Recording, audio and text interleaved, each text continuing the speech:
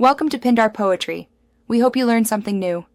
You begin by enabling virtualization in BIOS or UEFI so the hypervisor can access CPU features.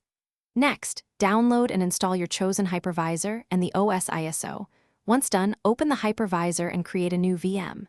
Name it clearly, select the correct OS type, then allocate CPU cores and RAM balance performance with host needs. Make sure virtual firmware, BIOS/UEFI, matches the OS requirements. Finally, set a temporary virtual disk to start installation and attach the ISO to the VM.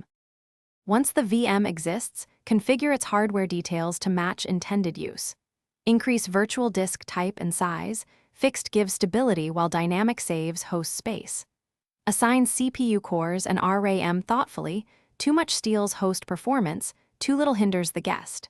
Enable I/O APIC and adjust virtualization extensions if running nested workloads.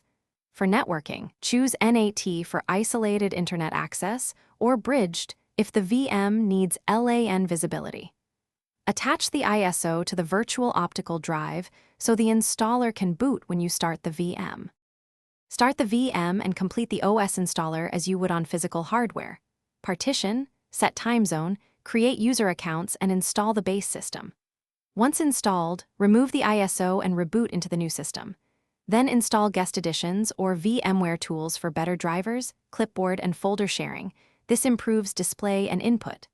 Update the OS, create a snapshot of the fresh image, and test network and USB pass-through. Troubleshooting tip: if the VM won't boot, confirm virtualization is enabled in BIOS and the ISO was properly attached. Fix those first. Thanks for watching. Consider subscribing if we helped you.